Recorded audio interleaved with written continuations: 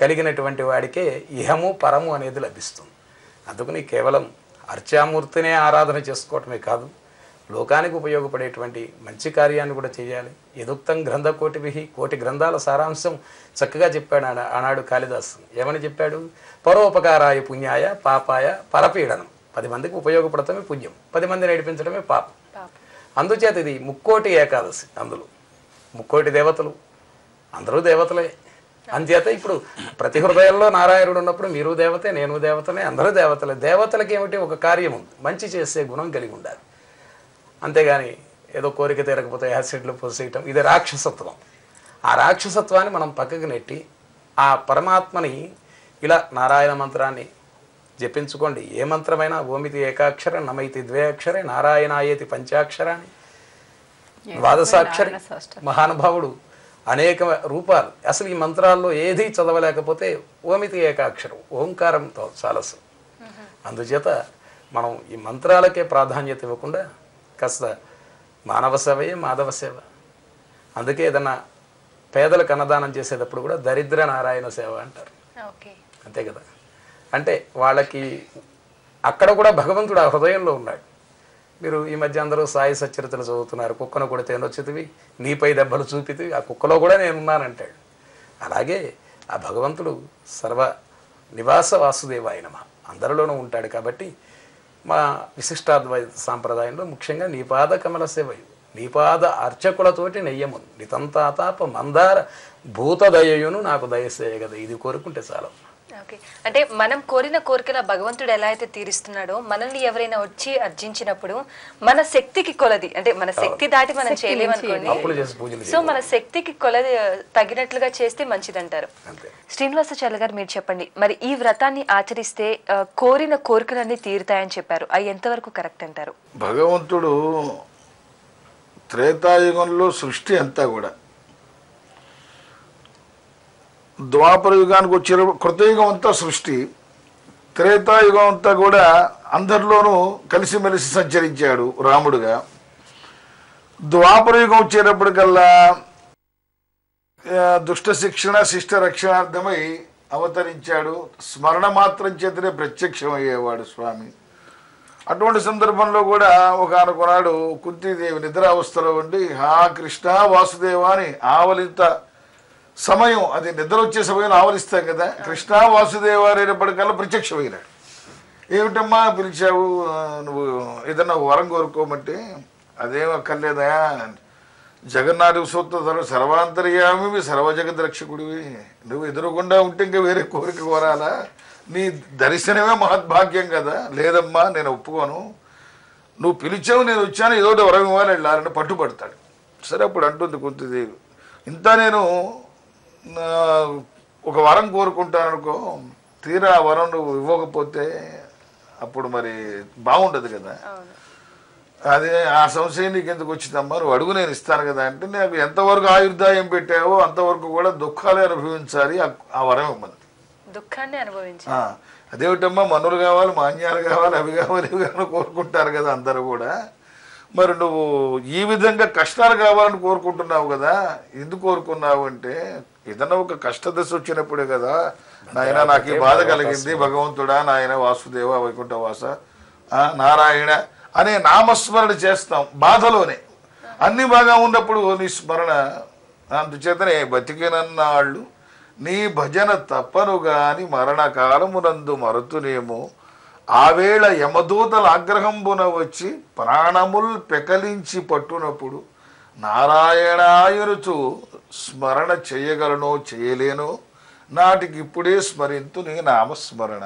అంతటి మహత్తరమైనటువంటి ఆ నామంలో ఉన్నటువంటి గొప్పదనం మరి విడిగా రమణ గారు చెప్పారు, అలాగే మన మురళీకృష్ణాచార్య గారు చెప్పినట్టుగా ఆ స్మరణ మాత్రం చేతనే మోక్షం ప్రసాదించేటటువంటి, అది ఎప్పుడనే మనం ఎదురుకోకుండానే ఆ పెద్దలు శాస్త్రం నిర్ణయించినటువంటి ముక్కోటి ఏకాదశి నాడు మాత్రం నామస్మరణ చాలా విశేషమైనటువంటిదిగా చెప్పబడింది.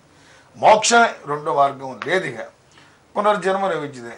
అలా వారు చెప్పినట్టుగా దుఃఖాన్ని కోరుకునేటువంటి గుణాన్ని మనం అయితే ఒప్పుకోం కదా. కుంతిదేవి కాబట్టి మన దుఃఖాన్ని నీ నామస్మరణతోనే గడిపేస్తాను అడిగింది. అదే ఈ కాలంలో వాళ్ళు అయితే ఎన్ని కావాలి కానీ మంచి పనులు చేయరు వాళ్ళ పరిస్థితి. గాంధారీదేవి ఏమడుగుతుంది ఇక్కడ, నేను దుఃఖంలో ఉంటే ఎప్పుడు నీ నామస్మరణ చేస్తాను, అదే నేను సుఖంగా ఉంటే మర్చిపోతాను. ఆ మర్చిపోతే నేను మరణావస్థ వచ్చేస్తుందేమో, ఆ మరణావస్థలో నన్ను యమభటులు తీసుకెళ్ళిపోతే అంత్యకాలంలో నువ్వు ఎవరిని స్మరించావో వారినే దర్శిస్తావు అని నీవే చెప్పావు. అంత్యకాలంలో నేను నిన్ను స్మరించలేకపోయాను, నేను స్మరించలేకపోతే ఎక్కడికి వెళ్తాను, నేను నీ దర్శన భాగ్యాన్ని నేను పొందలేను, వైకుంఠ ద్వార దర్శనాన్ని పొందలేను. కాబట్టి నేను చనిపోయేటప్పుడు కూడా నాకు అత్యంత కష్టాలను ఇవ్వాలని కోరుకుంది. నాటికి ఇప్పుడే స్మరించునయ్యా, ఎప్పుడూ అదే కోరుకుంటూ ఉంటాను. అలా ముక్కోటి పూర్తి చేసేస్తాను నా జీవితానికి, అందుకని అన్ని కష్టాలను ఇవ్వని కోరుకుంటుంది గాంధారీదేవి. మరి ఈ వైకుంఠ ఏకాదశిని జ్యోతిష్య పరంగా ఎలా నిర్ధారించవచ్చు, అంటే ఏ తిథిని బట్టి నిర్ధారించవచ్చు? వైకుంఠ ఏకాదశికి మనము 2 దినాల కింద తీసుకోవచ్చు. ఒకటి మార్గశిర ఏకాదశి, పుష్య మాస ఏకాదశి. అయితే ఈ పుష్యమాస ఏకాదశి ఎప్పుడు వస్తుంది, మార్గశిర మాస ఏకాదశి ఎప్పుడు వస్తుంది? మనకి ఇక్కడ పుష్యమాసం ఆల్రెడీ వచ్చేసింది, మనం పుష్యమాసంలో ఉన్నామని మనం అనుకుంటాం. అయితే జ్యోతిష శాస్త్రపరంగా మనం చంద్రుడిని మాత్రమే కొలమానంగా తీసుకుంటాం. దీనికి భరణి నక్షత్రంలో కానీ కృత్తిక 1వ పాదం వరకు కానీ చంద్రుడు ఉంటే అప్పుడు ఏకాదశి వస్తే అది మార్గశీర్ష మాస ఏకాదశి అవుతుంది. అదే కృత్తిక 2వ పాదం నుంచి చంద్రుడు ఏ రాశిలో ఉన్నా అంటే వృషభ రాశిలోకి వెళ్తాడు, అక్కడి నుంచి మనం పుష్యమాస ఏకాదశి అంటాము. కాబట్టి ఈ సంవత్సరం వచ్చేది అత్యంత పవిత్రమైన మార్గశిర ఏకాదశి. వైకుంఠ ఏకాదశి వైశిష్టం చర్చాగోష్ఠి కార్యక్రమంలో ఒక చిన్న విరామం.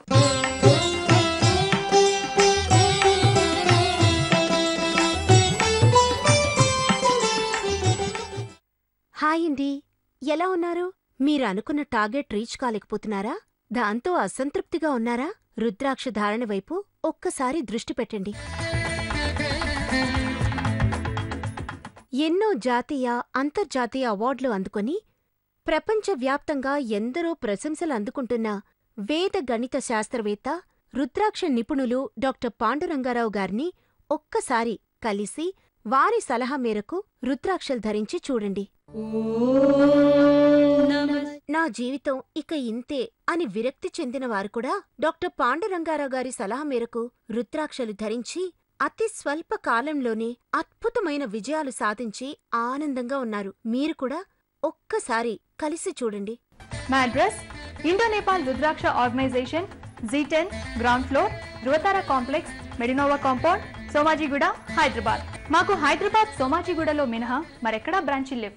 ఏదో ఒకటి పడకపోవడం, ఏ పని చేసినా ఆయాసం రావడం ఉంటే శ్వాస hospital, Himayat Nagar, Hyderabad. Phone number 9676760000. దిశ తెలుసుకొని దశ మార్చుకోండి. విద్యార్థులు విజయం సాధించాలంటే, ఆడపిల్లల వివాహాలు శుభంగా జరగాలంటే, విద్యా సంస్థలు, పరిశ్రమలు, ఆసుపత్రులు సజావుగా సాగాలంటే,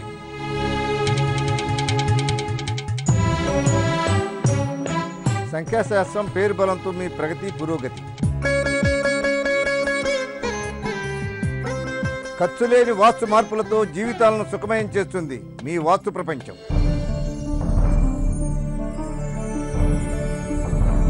వాస్తు కిరీటి వడ్లమూడి అప్పారావు గారిచే కేసీపీ సిమెంట్ సమర్పించు వాస్తు ప్రపంచం. ప్రతి ఆదివారం ఉదయం 10:30 ప్రత్యక్ష ప్రసారం మీ భక్తి టీవీలో.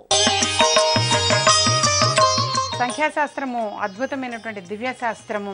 సంఖ్యాశాస్త్ర పరంగా పేరుని మార్చలేకపోయినా పేరులో స్పెల్లింగ్ని సెట్ చేసుకుని ఒక లెటర్ డిలీట్ చేయటం కానీ యాడ్ చేయటం కానీ అలా చేసిన తర్వాత డెవలప్ అయ్యి ఉచ్చస్థితికి వెళ్ళిన వారు ఎంతోమంది ఉన్నారు.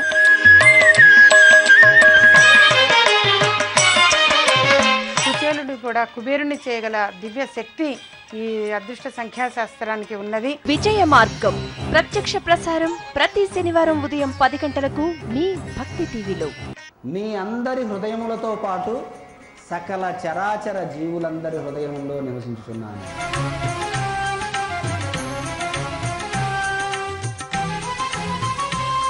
మీరు ఎక్కడ ఉన్నను ఏమి చేయుచున్నాను నాకు తెలియనని బాగుగా జ్ఞాపకం ఉంచుకొనుడు.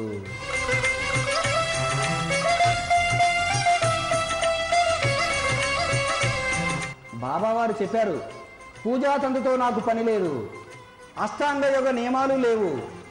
కేవలం సాయి సాయి అని గుర్తుంచుకున్న చాలును.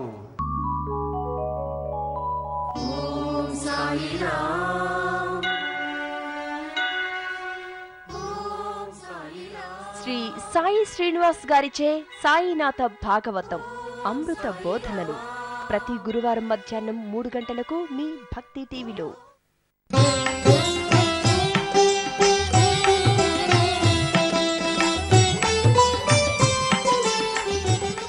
విరామం తర్వాత వైకుంఠ ఏకాదశి వైశిష్టం కార్యక్రమానికి తిరిగి స్వాగతం. మీరు చెప్పండి మురళీ కృష్ణమాచార్యులు గారు. సో మనకి ఈ పండుగలు కొన్ని ముందు రోజుకి తర్వాత రోజుకి జరుగుతూ ఉంటాయి అన్నమాట, తిథులు అనేవి. సో మనం ఏ రోజు పరిగణలోకి తీసుకొని పూజ చేసుకోవచ్చు అంటారు? అంటే అక్కడ ఉన్నటువంటి పర్వదినం ఏమిటి అనేటువంటిది ఒకటి మనం ముఖ్యంగా చూసుకోవాలి. వైష్ణవ సాంప్రదాయంలో మిగులు ప్రధానం. దానికి తోడు ఈ వైకుంఠ ఏకాదశి ఉత్తర ద్వార దర్శనం సరిగ్గా తెల్లవారున, అంటే రాత్రంతా మోహిని అవతారంలో రాక్షసులను మైమరిపించి అమృతాన్ని పంచారు ఈ గడియలో. అందుకని ఇది తెల్లవారుజామున ప్రధానంగా తీసుకోవాలి. ఇప్పుడు ఒక్కోసారి ధనుర్మాసంలో మార్గశిర శుద్ధ ఏకాదశి వస్తుంది, పుష్య శుద్ధ ఏకాదశి వస్తుంది. ఎప్పుడైనా శుద్ధ ఏకాదశి దీనికి ప్రమాణం. ఈ రెండు వచ్చినప్పుడు రెండవదే ప్రమాణంగా తీసుకోమన్నారు. ఈ సంవత్సరం అలా రాలేదు. ఇక మార్గశిర శుద్ధ ఏకాదశి ధనుర్మాసం మొదలుపెట్టకముందు అయిపోయింది.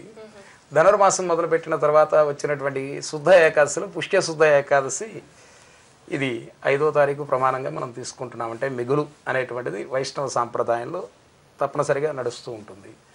అంటే మనం ఇది ఎందుకు చేయాలి అంటే, ఏ వ్రతం చేయాల్సి వచ్చినా ఆ వ్రతస్నానం చేసేటప్పుడు సంకల్ప సిద్ధి అనేది గొప్పగా ఉండాలి. సంకల్ప సిద్ధి అనేది ఉండాలి కదా. సంకల్పం చెప్పుకునేటప్పుడు అప్పుడేమో తిది దశమని చెప్పి, అందుచేత ఇక్కడ వైష్ణవ సాంప్రదాయంలో ఏంటంటే సూర్యోదయాత్తు ఆ తిథి కనుక ఉంటే అది మధ్యలో వెళ్ళిపోయినా కూడా ఆ రోజంతా అదే తిథి కింద లెక్కలోకి వస్తుంది. అందుచేత ఇది విశిష్టాద్వైత సాంప్రదాయంలో తిరుపతి కానీ, శ్రీరంగం, అలాగే భద్రాచలం అన్ని వైష్ణవాలయాల్లో కూడా 5వ తారీఖున ఇది ప్రామాణికంగా తెల్లవారుజామున 4 గంటల నుంచి 5 గంటల మధ్యలో అది బ్రాహ్మ్య ముహూర్తం. ఆ సమయంలో ఎందుకు ఆయన దర్శనమిచ్చారు అంటే, దక్షిణాయన కాలం అంతా పూర్తయిపోతూ ఉంది ఇప్పుడు. అంటే దక్షిణాయనం దేవతలకు రాత్రి, ఈ రాత్రి కాలం అయిపోతుంది. ఉత్తరాయణం అంటే పగలు. ఈ పగలకి రాత్రికి మధ్యలో ఉంటుంది ధనుర్మాసం. అందులో కూడా చాలామంది అనుకుంటారు ఉత్తర ద్వార దర్శనం తీశారంటే ఇదేదో ఉత్తరాయణం వచ్చేసింది అనుకుంటారు. అప్పుడే రాదు. ఈ మకర సంక్రమణ పురుషుడు ఈ ధనుష్ సంక్రమణలో నుంచి ఆ మకర సంక్రాంతి పండుగ రోజున ఆ ధనస్సులో నుంచి మకరంలోకి ప్రవేశిస్తాడు రవి. అది ఉత్తరాయణ పుణ్యకాలము అంటారు. అందుచేత ఇది తెల్లవారుజున జరిగేటువంటి ఈ పూజలన్నీ ధనుర్మాసంలో దేవతలకు దక్షిణాయనం అనేది రాత్రి. అందుకే ప్రతిష్టలు దక్షిణాయనంలో చేయరు, పడుకున్న వాడిని ప్రతిష్ఠ చేయలేం కదా. అలాగే ఇది ఉత్తరాయణం అనేటువంటిది పగలు. ఆ ఉత్తరాయణానికి దక్షిణాయనానికి మధ్యకాలం ఈ సంధ్యాకాలం. కౌసల్య సుప్రజారామ పూర్వ సంధ్యా ప్రవర్తతే, పూర్వ సంధ్య లాంటిది. అందుచేత ఈ ధనుర్మాసంలో ఈ తెల్లవారుజామున అనేటువంటిది అమృతాన్ని పంచిన గడియ ఆ సమయంలో జరిగింది దేవతలకి. ఆ రాబోయే కష్టాల ముందు ఆయన అర్థం చేసుకున్నాడు. రాక్షసులకు పంచామంటే వాళ్ళ సంగతి అందరికీ తెలుసు కదా. మరి ఇప్పుడు వాళ్ళని జగన్మోహిని అవతారంలో మోహింపజేసి కేవలం దేవతలకు మాత్రమే ఈ అమృతాన్ని అందించాడు. అటువంటి దేవతలే భూసురులు. అంటే భూమి మీద బ్రాహ్మణోత్తములను దేవతలు అంటారు. ఒక చెరువు తవ్వించిన ఆయన దేవతే. అలాగే 10 మందికి మంచి మార్గంలో నడిపినటువంటి వాడు, ఒక పాఠశాల కట్టించిన వాడు, ఒక రోడ్డు పోయించిన వాడు, 10 మందికి ఉపకరించేవాడి ప్రతి ఆత్మలో కూడా పరమాత్మ ఉంటాడు. మీరు చెప్పండి శ్రీనివాసాచార్యులు గారు. సో మరి ఈ వైకుంఠ ఏకాదశి సంప్రదాయాన్ని శివాలయాల్లో కూడా ఆచరించవచ్చు అంటారు? తప్పకుండా ఆచరించవచ్చమ్మా. ఎందుకంటే పరమాత్మ ఎవరు ఏ విధంగా స్మరిస్తే ఆయా రూపాల్లో నేను అనుగ్రహిస్తాను అని చెప్పినప్పుడు ఆ పదం ఎక్కడికైనా వర్తిస్తుంది. కనుక ఆ రూపంలో ఆ స్వామి కటాక్షిస్తున్నాడు. నారాయణ స్వరూపం ఏదని భావించితే యద్భావం తద్భవతి. కనుక దానివల్ల ఏమి తప్పేం లేదు. ఎక్కడైనా ఎత్ర ఎత్ర రఘునాథ కీర్తనం తత్ర తత్ర వృతమస్తకాంజనం ఉన్నట్టుగా ఆ నామస్మరణ, ఆ నామంలో ఉన్నటువంటి రూపం చాలా విశేషమైనటువంటిది. కనుక ఇది చాలా విశేషమైనటువంటిది నామం, ఎక్కడైనా స్మరించవచ్చు. ఇప్పుడు మనం బద్రీనాథ్ కేదార్నాథ్ చూస్తే పంచాయతన క్షేత్రాలు అక్కడ. అంటే అక్కడ భేదం లేదు శివకేశవులకి. అక్కడ పరమేశ్వరుడు ఉంటాడు, విష్ణుమూర్తి ఉంటాడు, సూర్య భగవానుడు ఉంటాడు, అంబిక, అంటే అందరూ ఉంటారు. మనం ఆలయంలో అర్చన చేసేటప్పుడు కూడా పీఠార్చనలో తప్పనిసరిగా షణ్ముఖుడు, గణపతి, పరమేశ్వరుడు అందరినీ ఆరాధన చేయాలి. కానీ కేవలం నారాయణమూర్తినే స్మరించాలి, శివనామస్మరణ చేయకూడదని విశిష్టాద్వైత సాంప్రదాయంలో కూడా లేదు. విశిష్టాద్వైత సాంప్రదాయంలో భగవత అపచారం చేసినా ఊరుకుంటాడు, కానీ భాగవత అపచారం చేస్తే ఊరుకోనన్నాడు. అందుకని భాగవత అపచారం చేసినట్టు అవుతుంది. పరమేశ్వరుడు ఆలయానికి వెళ్ళకూడదు, శివనామం చెప్పకూడదంటే. ఎందుకంటే విష్ణు భక్తులలో ప్రథముడు ఎవరు? శంకరుడు. మనందరికంటే ముందు ఆయన శ్రీరామరామ రామేతి రమే రామే మనోరమే అనే నారాయణ స్మరణ చేస్తూనే ఉంటారు. అందుకని ఆ భేదం అనేటువంటిది లేదు. శివాలయంలో అయినా సరే తప్పనిసరిగా చేసుకోవచ్చు. ఒకవేళ మహాశివభక్తుడే ఉన్నాడు అనుకోండి, ఆ శివభక్తుడు సింహాచలం చేరుకున్నాడు, అక్కడ నిజ రూపంలో ఏదో సంవత్సరానికి అక్షయ తృతీయ అని ఆ రోజు మాత్రమే నిజ దర్శనం ఇస్తారు. అక్షయ తృతీయ మన వాళ్ళకి గుర్తు లేకపోయినా మన బంగారపు కొట్ల వాళ్ళు గుర్తు చేస్తారండి. అందుచేత ఇలా అక్షయ తృతీయ రోజు మినహా శివలింగాకృతిలాగా చందనంతో స్వామి అక్కడ శివలింగంలాగా కనపడవచ్చు వాళ్ళకి, ఆ నారాయణుడే. అలాగే మనంగా ఏదైనా శ్రీశైలంగా వెళ్ళినప్పుడు అక్కడ చిన్నగా ఉంటుంది శివలింగం, అది సాలగ్రామమూర్తిగా మాకు దర్శనం ఇవ్వచ్చు. అందుకని మన యద్భావం తద్భవతి. ఇందాక శ్రీనివాసాచార్య గారు చక్కగా చెప్పారు, మన మనోభావన ముఖ్యం, అంతేగాని ఈ రెండింటి మధ్య భేదం ముఖ్యం కాదు. మనసులో భక్తి ఉండాలి, కానీ కొలిచే రూపం అనేది సంబంధం లేదు అన్నట్టు. నారాయణ స్వరూపం శివుడు అనుకోవచ్చు, శివుడే నారాయణ అనుకోవచ్చు. వారే ఒకటిగా ఉన్నప్పుడు మనకి గోకర్ణంలో వెళ్ళినప్పుడు మీరు చూసుకుంటే గోకర్ణంలో అక్కడ శివుడిది ఆత్మలింగం ఉంటుంది. 7 ఫీట్ల లోపల 7.5 ఫీట్ల లోపల వరకు ఆత్మలింగం ఉంటుంది. రావణాసురుడికి శివుడు ఇచ్చినది.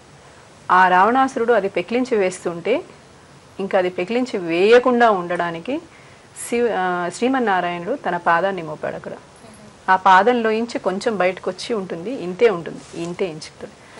అది మాత్రమే మనం దర్శనం చేసుకోగలుగుతాము. 22 సంవత్సరాలకి ఒకసారి అనుకుంటా వారు ఆ శివలింగాన్ని మొత్తం చూపిస్తారు.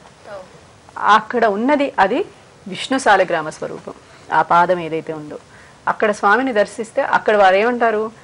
ఏకో నారాయణ అద్వితీయోస్య క్వచిత్ అని అంటారు.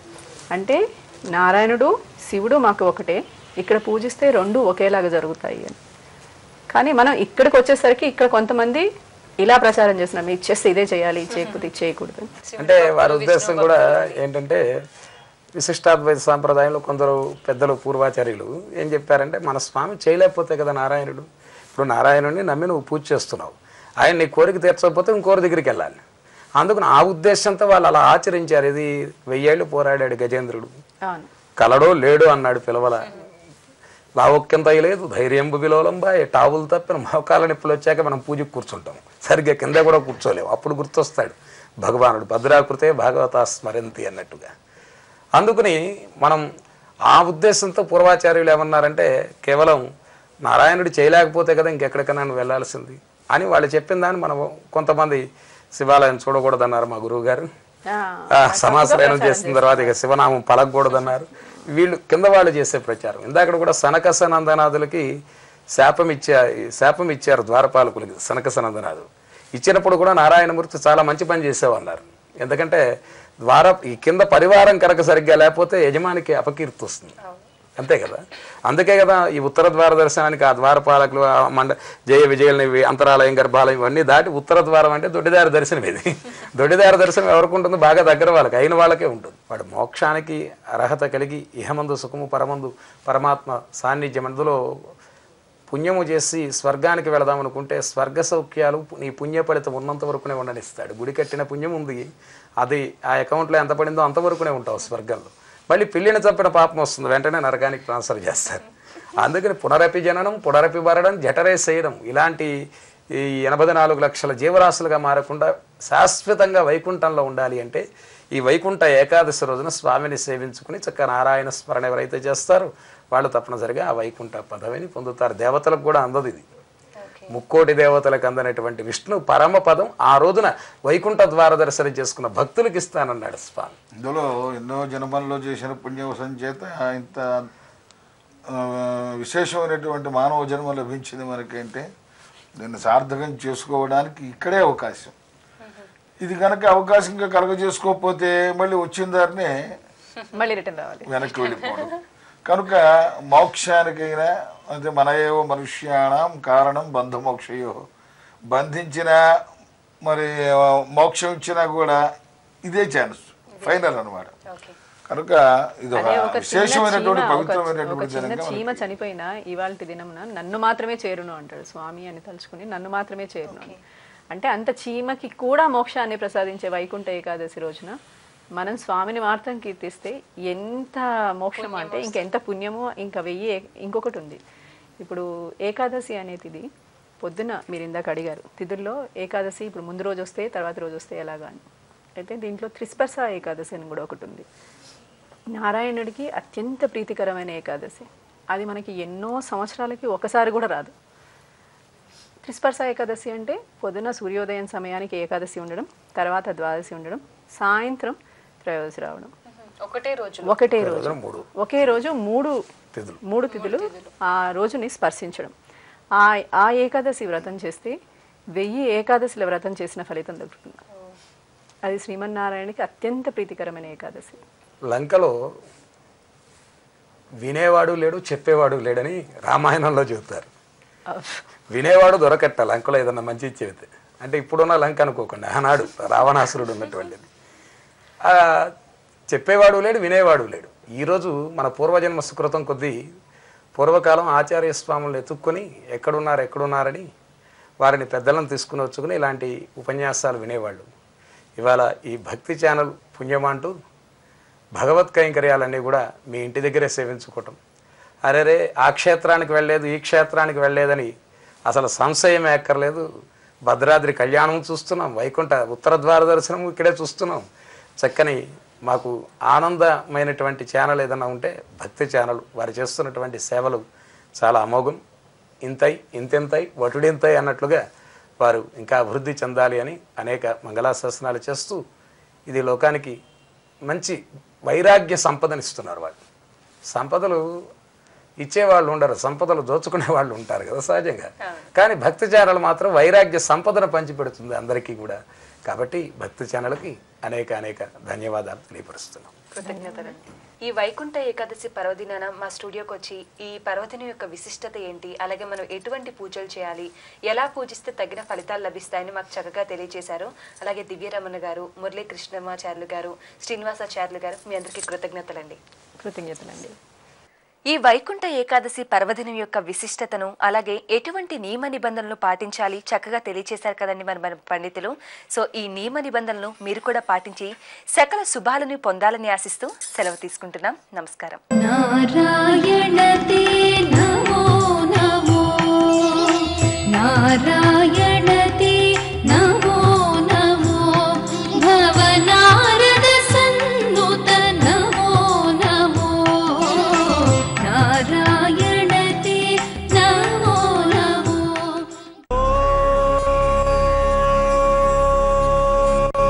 నమో నారాయణాయ.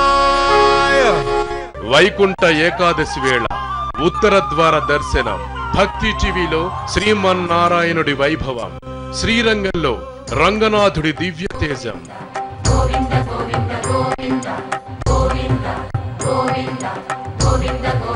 తిరుమలలో శ్రీ వెంకటేశుడి తిరువీధి విహారం,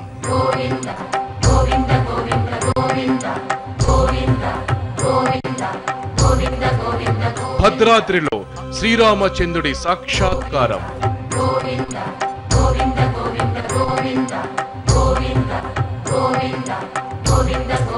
సింహాచలంలో అప్పన్న సప్తద్వార దర్శనం,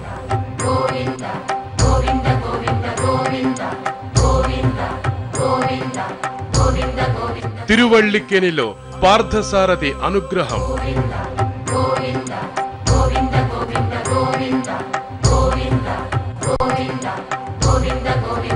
మంగళగిరిలో పానక స్వామి వైభవం,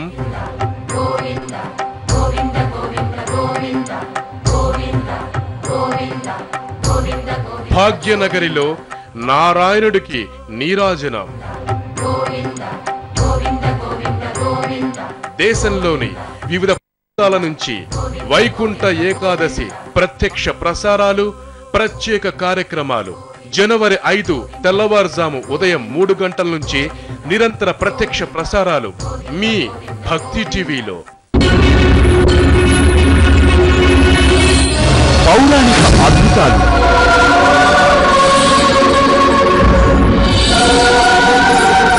నమ్మలేని రహస్యాలు,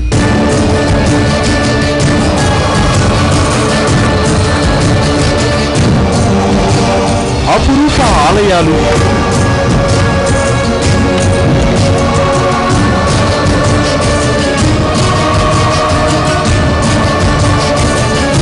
ఆధ్యాత్మిక విచిత్రాలు,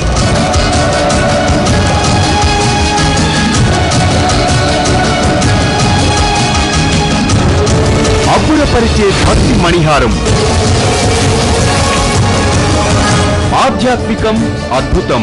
ప్రతి శనివారం మధ్యాహ్నం 2 గంటలకు, తిరిగి రాత్రి 10:30 మీ భక్తి టీవీలో.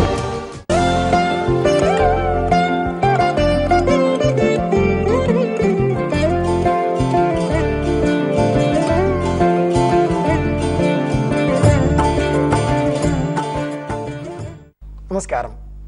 ఇదం విష్ణుర్విచక్రమే త్రేధా నిదధే పదం సమూఢమస్య పాగం సురే.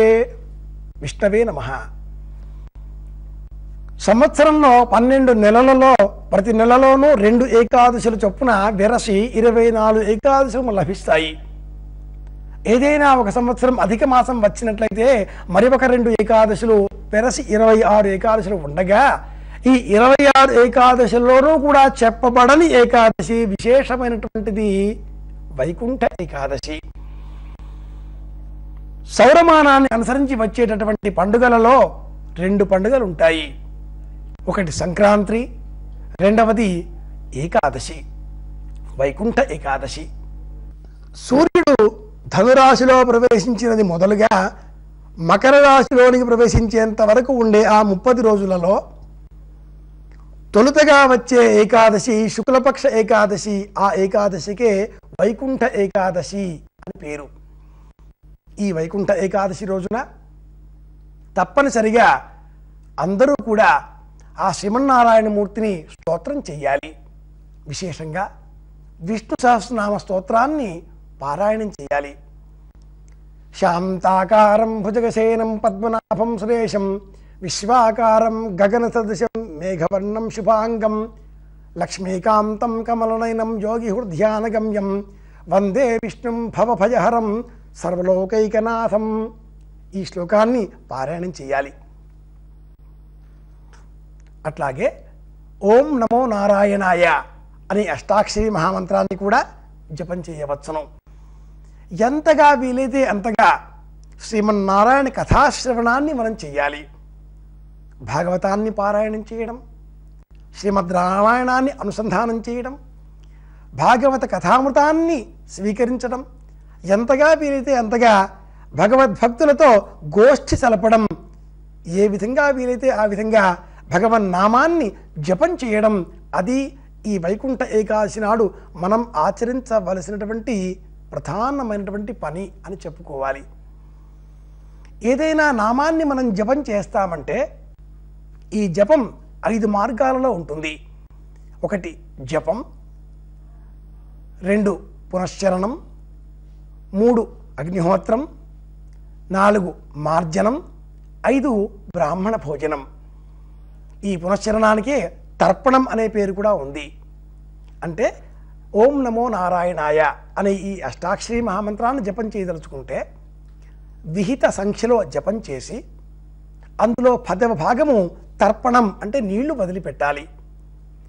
100 సార్లు జపం చేశామనుకుందాం, 10 మార్లు నీళ్లు వదిలిపెట్టాలి. ఓం నమో నారాయణాయ, ఓం నమో నారాయణాయ, ఈ విధంగా అన్నమాట. ఇందులో 10వ సంఖ్య హోమం చెయ్యాలి. అట్లాగే అందులో 10వ సంఖ్య తర్పణం చెయ్యాలి. అటు పిమ్మట మార్జనం చెయ్యాలి. అటు పిమ్మట ఆ సంఖ్యలో 10వ సంఖ్య 10వ భాగం బ్రాహ్మణులకు భోజన తాంబూలాదులు అర్పించాలి. ఏకాదశి తిథి కనుక భోజనాదికాదులు ఉండవు కాబట్టి వారందరికీ కూడా ప్రీతికరంగా దక్షిణాలను సమర్పించుకోవాలి. ఎంతగా వీలైతే అంతగా శ్రీమన్నారాయణ కథాశ్రవణం చేయాలి. ఇవి వైకుంఠ ఏకాదశి నాడు మనం ఆచరించవలసినటువంటి పనులు అని చెప్పుకోవాలి. విష్ణవే నమః.